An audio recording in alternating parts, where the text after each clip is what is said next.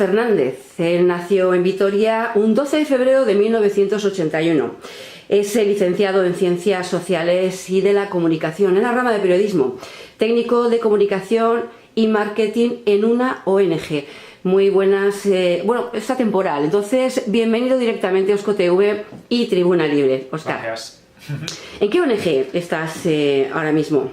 Bueno, yo estaba trabajando en una ONG de cooperación que se llama STNYSEA y lógicamente, bueno, pues antes de entrar en el ayuntamiento pues era técnico de comunicación de esa ONG. Bueno, estamos ya en campaña municipal. Sigue siendo de momento el portavoz de Irabasi, pero cuéntanos un poquito, porque Irabasi en esta nueva legislatura no se presenta solo, ¿no? Eso es, bueno, lo que no es un punto final, como decimos, es un punto seguido, ya que lo que nos hubiera gustado hace 4 años se ha producido en estas próximas elecciones municipales y forales, es decir, que los partidos que componemos Irabasi, tanto Izquierda Unida como el partido al que yo pertenezco, que es EQ Berdeak, de los Verdes Europeos, incorporamos a Podemos y entonces es una candidatura más amplia, que se llama Elkarrekin Podemos, una candidatura mucho más plural, mucho más amplia y más integradora. Quizás de esta forma también unificamos votos en vez de repartirlos. Sí, yo siempre he dicho, y desde el inicio fue lo primero que también hice al intentar llegar a la política, es el tema de la confluencia, de la unidad, de que no hubiera muchos partidos, sino que hubiera unos partidos más fuertes, unos partidos donde fueran más plurales, donde todas las voces tuvieran su sentido, y entonces estas 3 fuerzas de izquierda que ahora nos hemos juntado, yo creo que vamos a ser una fuerza importante en el Ayuntamiento de Vitoria-Gasteiz. De momento sigue siendo el portavoz, después irás en las listas como tercero. Pero vamos a hacer un poco el balance sobre esta legislatura que termina, ¿no? Como Irabasi, ¿qué balance hace en la ciudad de Vitoria? Bueno, yo creo que hace 4 años el papel de Irabasi, que tan solo contaba conmigo, con un solo concejal, fue determinante para echar a Maroto y sus discursos xenófobos, y eso fue importante, ¿no?, para trabajar en la convivencia, que ha sido quizás lo que más ha podido trabajar en el ayuntamiento. Hemos intentado estar en todos los acuerdos que ha sido posible con el alcalde, con Gorka Urtaran. Recordamos que hemos llegado a 2 acuerdos en cuanto a la política presupuestaria, en los presupuestos. Llegamos a un acuerdo en políticas fiscales para mejorar la vida de las personas. Y sin embargo, pues los acuerdos presupuestarios y otros acuerdos pues no se han cumplido. Entonces nos queda esa espinita clavada de que, en definitiva, el gobierno de Gorka Urtaran es muy similar al gobierno de Javier Maroto y muy similar al gobierno de Patxi Lázquez anteriormente. Por lo tanto, creo que hay que darle una vuelta a la política. Esperemos que el Elkarrekin Podemos sea una fuerza determinante para conseguir ese cambio que Vitoria-Gasteiz necesita para la ciudad, para las personas y también por el bienestar animal. Hablamos de fuerzas de izquierdas, pero uy, perdón, he sido yo la que he movido la cámara, pero me has mencionado a Patxi Lázquez. También podríamos decir que es socialista, tira más a izquierda, en cambio también tienes esas críticas, ¿no?, hacia esa tendencia de izquierdas, de socialista. Sí, porque al final el Partido Socialista se ha mostrado a lo largo de la historia reciente, pero también de la historia más reciente en nuestro ayuntamiento, que le gusta más hacerse la foto con el PNV, con el PP y con la patronal, con el SEA, para pues beneficiar en los impuestos a las grandes empresas, en vez de hacerse la foto con los partidos de izquierda, con la ciudadanía y con los movimientos sociales para mejorar la vida de las personas. Por desgracia, el Partido Socialista, como suelo decir, siempre es de izquierdas cuando estamos en campaña, pero cuando llega a las instituciones se olvida de las personas, del apartado social, y busca el beneficio de las grandes empresas. Pero fíjate que hoy en día la voz populi, ¿no?, el sentir popular, viene a decir lo que tú acabas de decir, pero de todos, de que en campaña electoral todo el mundo dice, hace, pero después durante 4 años eso se queda, como diría Karina, en el baúl de los recuerdos, ¿no? ¿Qué es lo que va a hacer en este caso vuestro partido diferente, que pueda decir, ellos van a tirar para adelante, pero algo que sea real, ¿no? Bueno, lo que más nos ha caracterizado en esta legislatura, dentro del trabajo que hemos hecho desde Izquierda Unida y desde Cuberdeac, es que siempre hemos sido claros y hemos defendido el programa que representamos. Somos un partido de izquierdas, ecologista y feminista, que busca no solo el bienestar de las personas, sino los derechos de los animales, y creo que eso lo hemos mantenido hasta el final. Hemos estado al lado de todos los movimientos sociales de la ciudad, hemos mantenido unas políticas reales y lo que tenemos en el programa, bueno, pues lo hemos defendido, y creo bueno, pues que esa consonancia, ¿no? O bueno, el haber defendido en lo que queríamos es lo que más nos ha significado. Por lo tanto, lo que vamos en la campaña, lo que vamos en el programa, es lo que vamos a seguir defendiendo en los próximos 4 años, ¿no? Que eso es, vamos a decir, nuestro contrato con la ciudadanía. Has hablado del feminismo. Y hoy en día, pues el derecho, la igualdad y sobre todo el feminismo es una baza muy importante, ¿no? Para todos los partidos que lo incluyen dentro de su campaña electoral. Pero yo te pregunto, el feminismo como tal se entiende como igualdad y no supremacía, pero estamos viendo una especie de derivación de ese feminismo hacia otros lados, ¿no? Ha surgido la palabra embrismo, en el que nada tiene que ver con el feminismo. ¿Cuál es la postura de tu partido frente, bueno, pues a ese embrismo, ¿no? A ese empoderamiento de la mujer mal entendido, que sabes, Óscar, que existe? O sea, hay consignas en las que muchas feministas, casi todas, no, por mi caso, no estoy de acuerdo, ¿no? En algunas consignas un poco burdas y quizás desnivelando, ¿no? al hombre. Yo creo que, en primer lugar, hay muchos tipos de feminismo. Hablar de solo una corriente sería engañarnos todas, ¿no? Eso está claro. A mí no me gusta etiquetas como el embrismo, porque no creo que sea. Así que es cierto que, como en todos los movimientos, hay agrupaciones o personas que pueden llevar al extremo una serie de reivindicaciones. Pero es cierto que yo creo que lo fundamental es quedarnos con la imagen que se produjo el 8 de marzo y que se produjo el año pasado también. Es decir, llevamos 2 años en los que el 8 de marzo miles de mujeres en todo el estado salieron a la calle a reivindicar una igualdad real. Y yo me voy a quedar con eso, ¿no? Porque creo que es lo importante y es en lo que estamos trabajando. Y es una corriente que encima ha ido creciendo en los últimos años y nos demuestra que todavía hay mucho camino por recorrer en cuanto a la igualdad. La igualdad es...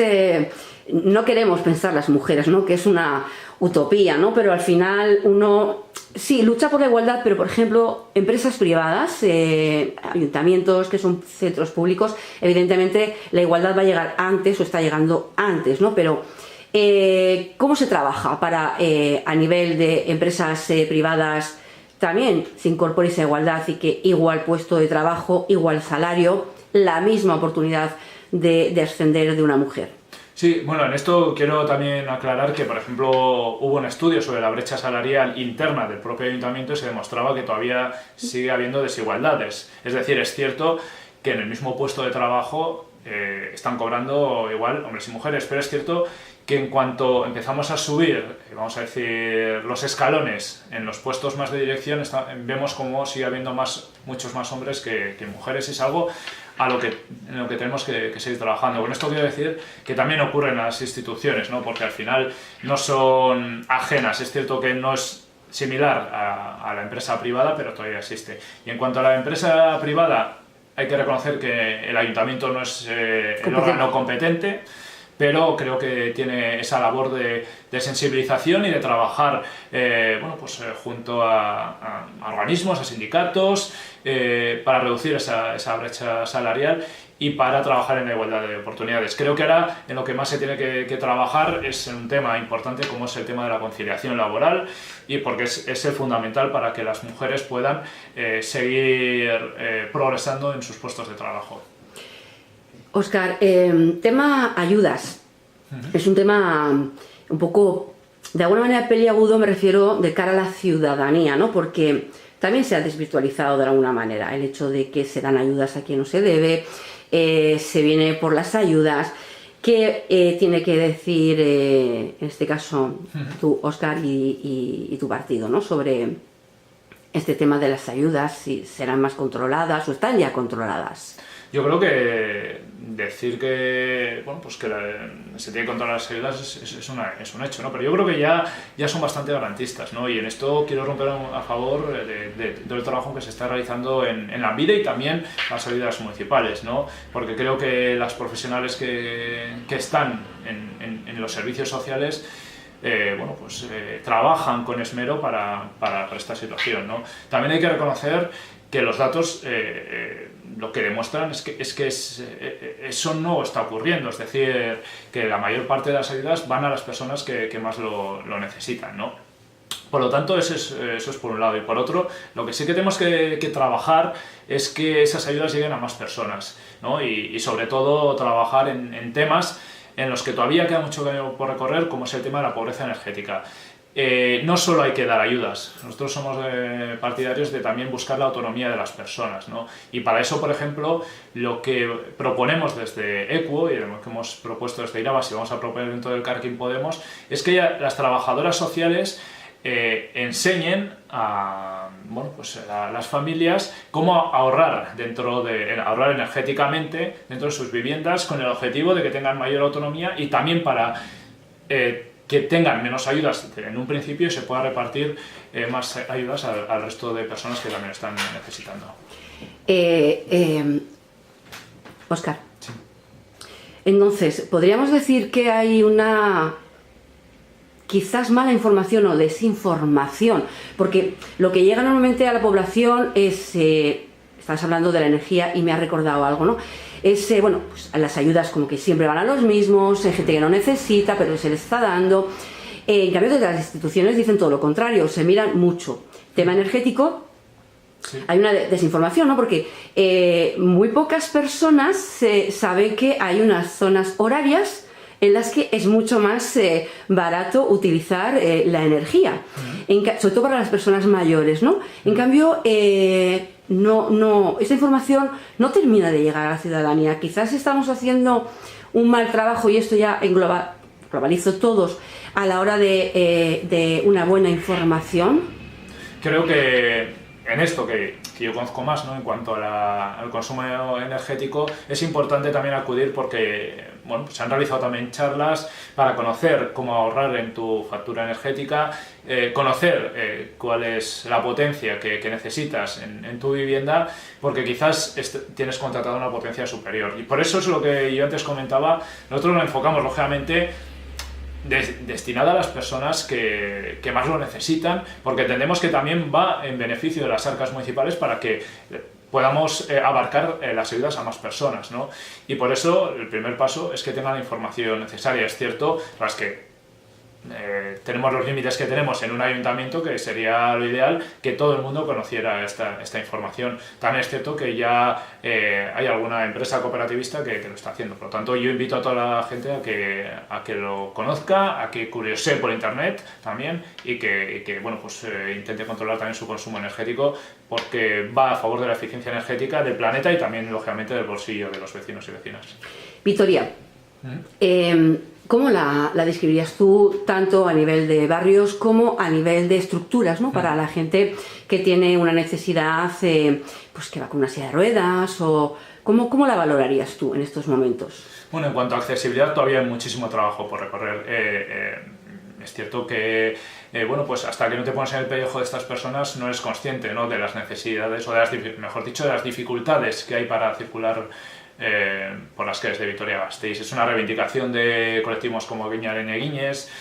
Hubo una ruta, por ejemplo, dentro del servicio de convivencia, donde una persona que iba en silla de ruedas pues mostraba las dificultades de realizar una vida normalizada, ¿no? Y creo que la accesibilidad en la calle es uno de los aspectos a trabajar, ¿no? Porque al final este ayuntamiento, en cuanto a espacio público, tiene que trabajar. Todavía es complicado.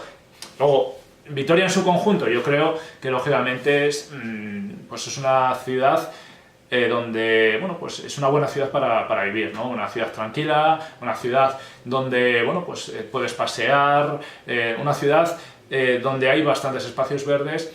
Aún así, yo creo que todavía tiene un potencial. Yo creo que fuimos Green Capital, pero fuimos una Green Capital más de marca que una Green Capital más de creernos, ¿no? Porque al final, por ejemplo, el reciclaje es estancado y creo que podemos como sociedad, pero también la labor institucional, es fomentar que haya más reciclaje. También otra de las cuestiones en políticas sociales que antes estamos a la vanguardia de las políticas sociales de esta ciudad, éramos una ciudad muy solidaria, hablo de institucionalmente ya, ¿eh? Y creo que ahora hay otras ciudades que son pioneras y en las que también tenemos que vernos reflejadas. Un ejemplo es Barcelona. Nosotros llevamos en nuestro programa el plan de lucha contra el sinhogarismo que lleva Barcelona, ¿no? Para esas personas que no tienen hogar o esas personas que van a ser desahuciadas. El tema de los desalojos, como hubo en el Casco Viejo, ¿no? La situación del Casco Viejo y de otras viviendas que están muy antiguas va a ser un problema en un futuro y tenemos que empezar a trabajar en esa rehabilitación de las viviendas antiguas, de los barrios antiguos, porque eso va a ser una labor o un problema que vamos a tener en el futuro, no solo en beneficio del planeta, sino en beneficio de las personas que viven allí. Me dices muchas cosas, sí, yo me las voy anotando, pero sí tienes razón, porque recuerdo una vez como la ONCE, hablando de cómo aquí hay que ponerse en la situación, no sé si recuerdas que hizo una especie de ruta en un autobús, digamos con los ojos tapados, tanto políticos como prensa, y me pusieron unas gafas en las que la visibilidad era, bueno, como si estuvieras en la niebla, es horroroso, viajar así. O sea, vivir así y sobre todo te das cuenta de las marquesinas, sobre todo, fíjate, una de las cosas que nos dimos cuenta es que sí, estás en la marquesina, normalmente suelen estar con su perro, pero ¿cómo sabes cuál es el autobús que llega y es el que tienes que coger? Es una de las cosas que ahí nos dimos cuenta, ¿no? Esto por dar ese punto de inflexión un poco en lo que decías, ¿no? Que hay que ponerse en la piel de cada uno. Pero, volviendo a las viviendas, hay un montón de viviendas en estos momentos que están vacías, ¿no? Y la gente se queja, ¿no? De que podrían hacerse un alquiler social. ¿Cómo lo estáis haciendo? ¿Cómo vais a llevar esta política? O si es que la tenéis programada. Claro, sí, nosotros lo hemos defendido en esta legislatura, lo seguimos defendiendo. Lo primero es que hay que poner en marcha ya ese parque municipal de viviendas, como ocurre en Pamplona, como ocurre en Bilbao, como ocurre en Donostia, como ocurre en otras ciudades del Estado, ¿no? Y para empezar hay que empezar con las viviendas vacías municipales. Es que hay 500 viviendas vacías propiedad del ayuntamiento, o sea, viviendas del ayuntamiento que están vacías, 500. Es que estamos hablando de un número una importante. Cantidad, sí. Es cierto que no, aun poniendo todas no daría solución, pero es un primer paso, ¿no? Ahora mismo, según datos de Etxebide, creo que hay 6.500 personas demandantes de alquiler social. Mientras hay casi 10.000 viviendas vacías en Vitoria-Gasteiz, incorporando las de los bancos e incorporando, lógicamente, las institucionales. Es decir, el problema de la vivienda se le puede dar salida.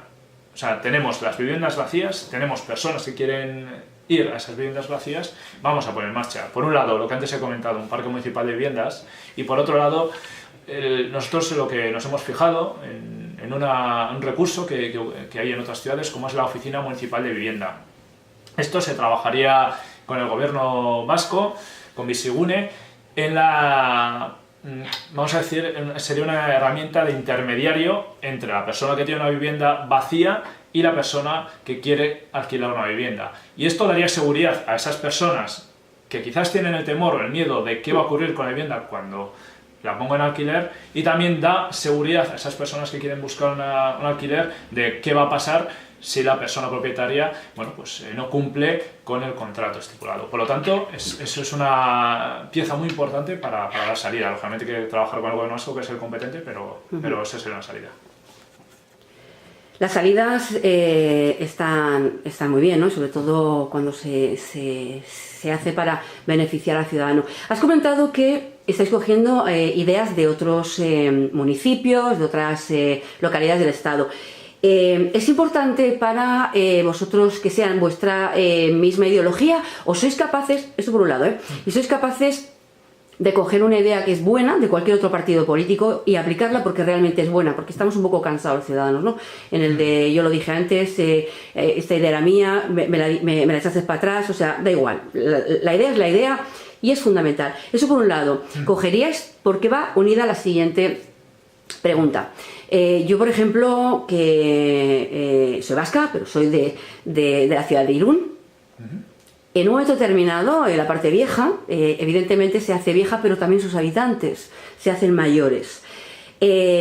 Puso a disposición de la gente que quisiera los ascensores. Esos ascensores que bueno, pues la gente, y vamos, es un camino que desgraciadamente quizás para algunos sea una mala noticia, ¿no? Pero todos vamos a llegar a cierta edad y vamos a necesitar, claro, estas partes viejas también, la DIU no tenía ascensor, entonces incluso por fuera, ¿no? Eso es algo que podría plantearse aquí, un cuarto piso sin ascensor, una persona que tiene 60 años y no puede, ni quiere dejar su vivienda, pues porque no tiene posibilidades, ¿no? Pero la media está entre 80 y 90 años ahora mismo en el Estado, entonces ahí van esas dos preguntas. Sí, respecto a la primera pregunta, en muchas de las propuestas que hemos llevado al ayuntamiento, es cierto que en primer lugar hablamos con gente de nuestro partido para saber en qué se está trabajando, pero también nos fijamos en propuestas de otros partidos porque entendemos que son interesantes, ¿no? Para intentar agruparlas también. Vamos a ver. Y también hay que decir que cuando alguna cuestión se ha llevado a este pleno para su aprobación, nos daba igual quién la llevaba, siempre que fuera en beneficio de la ciudadanía. Pero hay que reconocer, en este sentido, que lógicamente nosotros tenemos una ideología y que muchas veces pues, propuestas de otros partidos con otra ideología tienen matices que no podemos compartir. Aún así, intentamos llegar siempre a acuerdos. Pero bueno, en respuesta sí que nos fijamos, da igual el color de qué parte esta iniciativa. En la segunda, yo lo uno cuando antes hablaba de la situación del casco viejo y de viviendas antiguas y la rehabilitación. Quizás cuando hablamos de rehabilitación estamos pensando más en la fachada y en las viviendas, pero hablamos también de accesibilidad y hablamos de que no hay obstáculos para las personas con movilidad reducida, y en eso también están los ascensores, por supuesto, porque es que yo he vivido en el casco viejo hasta hace poco y era una vivienda sin ascensor. Yo vivía en el ático y lógicamente porque de momento soy joven y me puedo mover bien, pero es cierto que allí había gente mayor que tenía muchas dificultades en lo que hay que trabajar. Óscar, ¿qué le falta, vamos a ir ya terminando y cerrando la entrevista, ¿qué le falta a Vitoria que pueda aportar ahora mismo? ¿Qué podrías decirle, ¿no?, a esos ciudadanos que todavía, bueno, los ciudadanos que te van a votar, esos ya lo tienen claro, ¿no? Los que los van a votar. Hay que recordar que Óscar en este caso va en tercer puesto, pero bueno. Pero a esos indecisos, estamos hablando, en las generales estamos hablando de un 40% de indecisos. Sí que es verdad que en las municipales se vota a la persona, ¿no?, porque casi te tomas un café al lado. Pero al final estamos llegando también un poco como al tema de las generales, ¿no? Es que ¿a quién voto? No, es que nos pasa a muchísima gente, o les pasa a muchísima gente, ¿no? No quieren ni incluirme ni excluirme. Pero, ¿qué le falta a Vitoria ahora mismo y qué podría proporcionar tu partido? Bueno, yo creo que igual hablo más a nivel personal, lo que puedo aportar y lo que creo que vamos a aportar desde Elkarrekin Podemos y también Izquierda Unida y Equo Berdeak en esa confluencia, y que le falta es empezar a trabajar en lo que yo siempre he denominado la Green Capital de verdad. El trabajar en una política de reciclaje buena, que vaya acorde de lo que marca la Unión Europea y que va en beneficio no solo del planeta, sino que también vaya en beneficio de las personas. Es decir, que si reciclas bien, si haces una buena gestión del reciclaje, que también repercute en tu bolsillo, en el bolsillo de los vecinos y vecinas. Eso por un lado. Realmente hay que avanzar también en políticas hacia unas energías más limpias. Ahora se ha demostrado algo que ya decíamos, que por ejemplo la energía solar, poner placas solares, iba en beneficio y podíamos ser autosuficientes en Vitoria-Gasteiz, y ya hay estudios que así lo demuestran. Es otro acierto más de esos avances que entendíamos, ¿no? Hay que progresar no solo en materias medioambientales, en materias sociales, como antes he comentado, trabajando más para que nadie se quede en la calle, nadie duerma en la calle. Hay que trabajar más también en otras cuestiones que vamos a tener que afrontar como sociedad, como es el tema de la industria, ¿no? La industria del automóvil, esos retos que vamos a tener que trabajar en un futuro, ¿no?, con la reconversión hacia un automóvil eléctrico, que es muy necesario, ¿no?, porque ahora mismo solo hay discursos que no favorecen nada a esta reconversión al modelo eléctrico, y lo único que se está produciendo es que toda la producción de los coches eléctricos vaya a Asia, vaya a China. Por lo tanto, vamos a trabajar porque si no los empleos se van a ir a Asia, ¿no? En definitiva, yo creo que tenemos una gran oportunidad de seguir avanzando como sociedad, pero de seguir convirtiendo a Vitoria-Gasteiz en un referente en materia green, en materia verde y en materia social. Los coches eléctricos están muy bien, pero también hay que acordarse de poner dónde recargarlos, ¿no? Porque al final uno no compra coches porque dice, o sea, es que gasolineras todavía no están preparadas, entonces eso iría todo en conjunto, me imagino, Sí, ¿no? sí, sí, claro, las políticas de las instituciones y de las empresas tienen que ir de la mano. Nosotros lo que decimos es que, lógicamente, lo que no podemos es ir apurando los vehículos con energía fósil, ¿no? Porque al final, hombre, cuando hablamos de una reconversión, hablamos de una reconversión pausada, ¿eh? No estamos hablando de la noche a la mañana, por supuesto, quiero decir aquí, pero claro, lo que no nos podemos es dormir. Entonces, ni las instituciones para incorporar esa reconversión de la industria del automóvil, ni tampoco las propias empresas, ¿no? Porque al final lo que se está produciendo, y los datos así lo demuestran, es que la producción de los vehículos eléctricos se están produciendo en aquellos países como China, donde ya están viendo cuál es el futuro. No podemos quedarnos atrás. No podemos quedarnos atrás porque en un futuro, en unos años, veremos las consecuencias de no tomar las decisiones. Por lo tanto, yo creo que va todo de la mano. Bueno, ¿y quién es Óscar Fernández? Bueno, pues... Cuéntanos.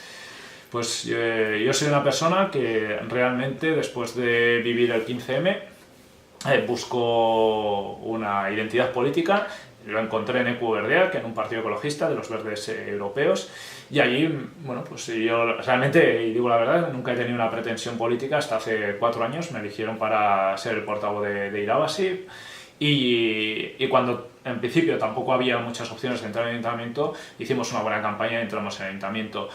Yo siempre digo una cosa que creo que me representa, y es que puedes estar de acuerdo o no con lo que digo, pero siempre defiendo en lo que creo. Y eso es una cuestión que pone en valor no solo mi persona, sino el partido. Siempre he defendido a las personas y siempre he defendido una pieza importante en este ayuntamiento, como son los derechos de los animales, que no hemos hablado, pero en estos 4 años ha sido una pieza importante. No, pero a mí me interesa, lo de derechos animales. ¿Qué es lo que va a hacer tu partido? Yo, porque yo soy muy animalista. O sea, yo en mi casa ahora mismo tengo un gato que es callejero, pero es un gato, no tiene por qué tener pedigrí.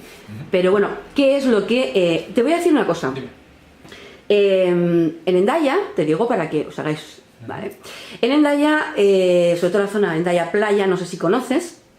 Más o menos. ¿Vale? Tienen un jardín, servicio, cuarto de baño para animales, para perros. Hombre, gatos no, porque no lo sacas, pero para perros. Es decir, tú vas allí, el perro huele, ya sabes que, y cuando encuentra su sitio, que a veces tardan como 20 minutos, hace sus deposiciones, tienes tus bolsitas y una papelera. Sí que es verdad que, y lo siento mucho, pero hay que decirlo así, allí son bastante más cívicos que aquí. Porque yo cuando paseaba y digo paseaba porque murió de viejito, a mi perro, tiene unos dispositivos que no son plásticos. Son de cartón y de papel. Hacen como una especie de palanca que mete las heces hacia adentro, se cierra y las echas. Es decir, tú no tocas para nada.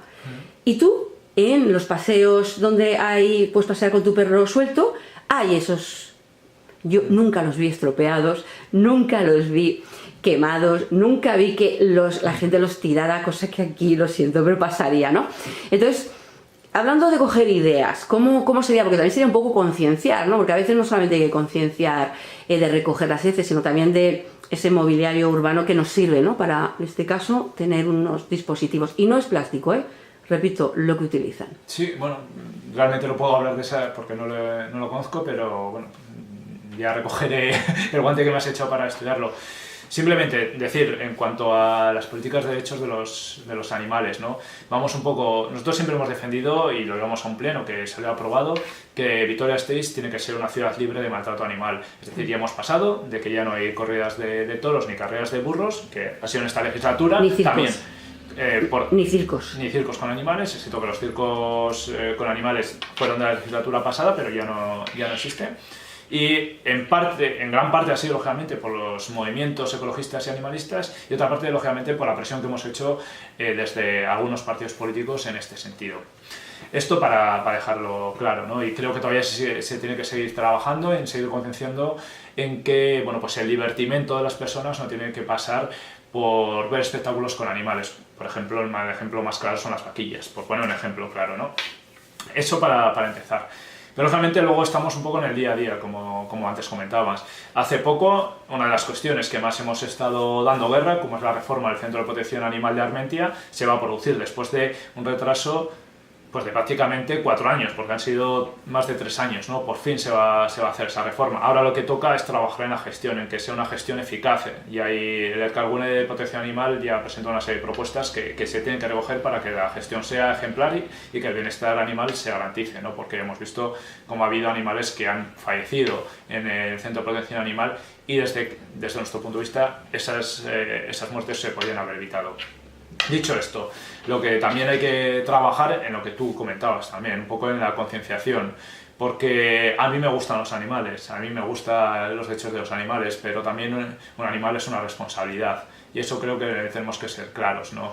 Y en eso siempre hemos estado defendiendo las sanciones a aquellas personas que no recogen bueno, las deposiciones de sus mascotas, ¿no? Porque sí que queremos una ciudad limpia y hay que trabajar en ello.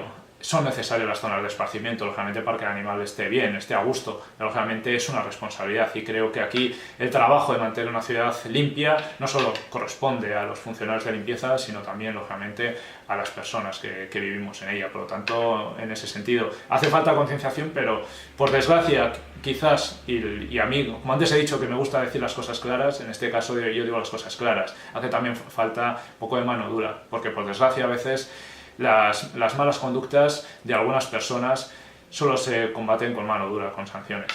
Yo estoy totalmente de acuerdo. A veces yo siempre he dicho que este es el país en el que hay que tocar el bolsillo para que uno diga, ostras, que tengo que tener cuidado. Decía Gandhi que una civilización se la conoce por cómo trata a los animales. No. Quizás también tenemos que incorporar este dicho, ¿no? para todos nosotros. Bueno, decías que te faltaba por decir lo de los animales, te he emplazado a que lo digas y ahora quedaría, bueno, pues este es tu momento, ¿no? Como diría cierto, bueno, Boris Izaguirre, pero que es un intelecto, es un periodista, escritor, es un intelecto, ¿no? Este momentazo. La cámara es tuya, Óscar. ¿Qué es lo que quieres decir? ¿Qué te queda por decir? ¿O qué crees que no te he preguntado y deberías de explicar? Bueno, yo en este último minuto quiero referirme a todas las personas que nos están viendo. Más que nada, lógicamente, para decir que el trabajo que hemos realizado en Irabasi, tanto desde Izquierda Unida, desde Equo Berdeak, va a continuar dentro del Elkarrekin Podemos. Hemos defendido, como antes he comentado, una Vitoria-Gasteiz que tienes que ser un referente en políticas verdes, en políticas sociales, buscando el bienestar de las personas, buscando defender los derechos de los animales. Y cuando algunas personas incluso decían que esto era imposible, hemos demostrado que se pueden hacer cosas incluso en la oposición. Ahora queremos dar un paso más, queremos entrar en el gobierno, queremos buscar ese cambio real en las políticas municipales, porque se puede hacer cosas, los cambios globales empiezan por los cambios locales. Y para cambiar localmente se ha demostrado que necesitamos un gobierno de izquierdas. Por lo tanto, yo emplazar a todas esas personas a que miren las propuestas que realizamos y a que nos tengan como una opción de cara al próximo 25 de mayo, porque hace falta un cambio en el Ayuntamiento de Vitoria-Gasteiz. Pues, Óscar, muchas gracias porque hemos empezado esta ronda de entrevistas contigo.